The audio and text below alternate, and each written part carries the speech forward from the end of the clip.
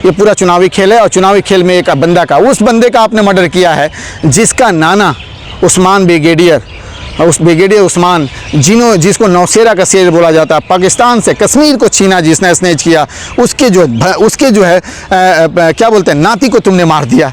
इस समय इन्होंने इसलिए किया कि इसमें इलेक्ट्रोल बॉन्ड था, इलेक्ट्रोल बॉन्ड में चोरी किया, उस पर लोगों ने आवाज़ उठाई, तो उसको दबाने के लिए उन्होंने एक ऐसे मुद्दा उठाया जिससे में फंस चुके थे, बाकी चीज़ों में फंस चुके थे, चुनाव वगैरह में सुप्रीम कोर्ट इनको घेर चुका था, इनको हिंदू मुस्लिम करना था और उसमें इन्होंने देश को बांटा। और उस बांटने के लिए इनके पास किसी का ऐसे इंसान का मर्डर करना जिसके बिहार पे चाहे कुछ करना जिससे कि जनता बढ़ जाए, उसमें मुख्तार अंसारी से बेहतर इनके पास कोई ऑप्शन नहीं था, जिसमें इन्होंने मुख्तार अंसारी के साथ ऐसा किया। जाँच की मांग होनी चाहिए और इस पर जो मांग होनी चाहिए, और ये कहाँ होनी चाहिए, मैं कहता हूं कि यूपी से बाहर होनी चाहिए। और मैं ये भी कहता हूं यूपी से बाहर नहीं, कहीं और होनी चाहिए। अगर होना भी है तो साउथ में उसको भेज दो, जिससे कि चुनावी खेल है और चुनावी खेल में एक बंदा का, उस बंदे का आपने मर्डर किया है जिसका नाना उस्मान ब्रिगेडियर, उस ब्रिगेडियर उस्मान जिसको नौशेरा का शेर बोला जाता है, पाकिस्तान से कश्मीर को छीना जिसने स्नेच किया, उसके जो है क्या बोलते हैं, नाती को तुमने मार दिया।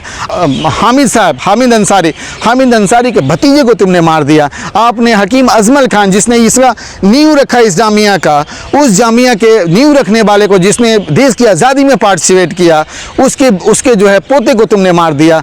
आप जो है अगर हमीद साहब को देखो, बीर अब्दुल हमीद, उसके जो तुमने भतीजे को मार दिया। आपने जो है एक स्वतंत्रता सेनानी की फैमिली को, जिसने इस देश को आज़ाद करने के लिए, इस देश को पाकिस्तान से छीनने के लिए अपने आप को क्या से क्या किया, आपने बीर अब्दुल हमीद के बारे में पढ़ा होगा, ब्रिगेडियर उस्मान के बारे में पढ़ा होगा। उस खानदान की फैमिली के एक बच्चे को आप मार देते हो और उसको देखो। एक्यूज कब हम बनते हैं, एक्यूज कब बनते हैं, जब प्रूफ होता है। अभी तो प्रूफ ही नहीं हुआ, अभी तो केस चल रहा है और हिंदुस्तान में आप जानते हो 20 साल तक केस चलता है। जब तक केस नहीं प्रूफ होता तब तक आप कैसे, अगर इस तरह से देखा जाए तो योगी भी तो एक्यूज हैं, उनको भी सज़ा होनी चाहिए। क्यों उनको वो अपने केस को विड्रॉ कर लिए? इससे देखा जाए तो और भी बाकी जो है ब्रिजभूषण है वो भी एक्यूज हैं। क्यों ऐसा उनके साथ हुआ? आपने केवल उसके क्या नाम है, वो जौनपुर का जो एक नेता है धनंजय सिंह, उसको आपने डाल दिया और उसका केस को ओपन करके उसको एक्यूज बनाया, इसलिए कि वो जीतने के कंडीशन में था। तो जो इनके खिलाफ में है उसको ये चाहे जो भी हो, तो माफिया क्या है ये? कोई माफिया नहीं है। इनके लिए माफिया वही है जो इनके अगेंस्ट में है, और इनके लिए अच्छा वही है जो इनके साथ में है। चाहे वो अजीत पवार हो, चाहे वो शुभेंदु अधिकारी हो, चाहे हेमंता बिस्वा शर्मा हो, चाहे अभी जो है साउथ का जो है एक जो है बालू माफिया था और जनार्दन इंडिया समथिंग, वो इसमें शामिल हो। इस तरह के लोग जो भी हो वो इनके जो है सबसे साफ सुथरे हैं, क्योंकि इनके साबुन से क्लीन होकर बाहर निकल गए। इनके लिए वो अच्छे हैं, वो माफिया नहीं है। और जो इनके अगेंस्ट है वो इनके माफिया, उनको ये कुचल देंगे, मार देंगे और कर देंगे। लेकिन ये जो आवाज़ एक बड़ी हो चुकी थी और ये पब्लिक के बीच में जा चुका था। अब इसमें इनको लग रहा था कि हम फंसते चले जा रहे हैं। यहाँ तक कि यूपी में ऐसा बन गया था कि मुझे लग रहा था कि 35 से 40 सीटें से ज़्यादा बीजेपी नहीं ला सकती है।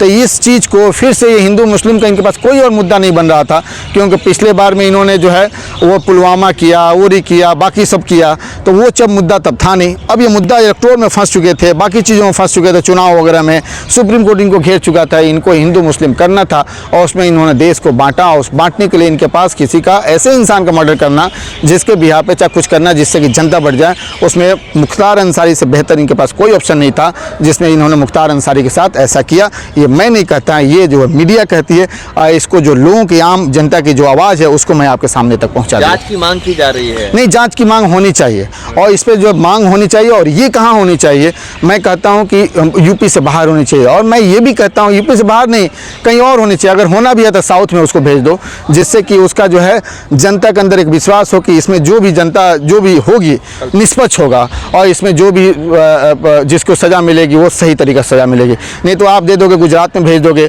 वही लिपापोजी मिस्टर नरोदा पाटिया जैसे कहानी बन जाएगा। तो इस तरह के नहीं, आप उसको भेजो, आपको भेजना है तो जिसमें बीजेपी नहीं है, अदर देन बीजेपी स्टेट में, वहाँ भेजो।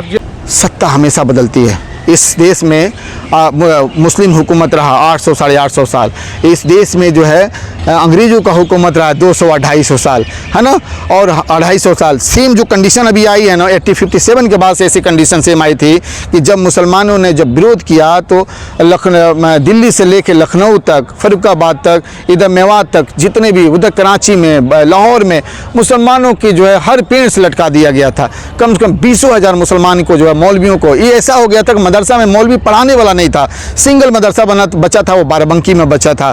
तो उस समय भी ऐसा कंडीशन हो गया, तो मुसलमानों को अंग्रेज़ पूछते नहीं थे। लेकिन 1914 के बाद से जब मुस्लिम लीग और कांग्रेस जो एक हुई, उसके एक मंच पे आई, तब जाकर वो पूछना स्टार्ट किए। तो इससे साफ जाहिर क्या होता है, वही कंडीशन इस समय हुआ है। लेकिन बाद में क्या हुआ, सब ठीक हुआ। तो ये भी ठीक हो जाएगा, एक सिस्टम है, इसे घबराना नहीं चाहिए। सब्र करो और सही काम करो, और जो है सही पार्टी के साथ उसकी चुनाव करो। कोई गलत काम ना करो जिससे तुम्हारे ऊपर कोई क्वेश्चन ना उठाए। लेकिन मुसलमानों से मैं कहूँगा कि अपने बच्चों को पढ़ाओ लिखाओ और एक ज़िहती में रहो, और कोई भी ऐसी एक्टिविटी ना करो जिससे तुम्हारे ऊपर कोई क्वेश्चन करे। और लेकिन तुम्हारे ऊपर कोई आवाज़ गलत उठाए तो तुम एकजुट हो और उस आवाज़ को कानूनन जो है उसका जवाब दो।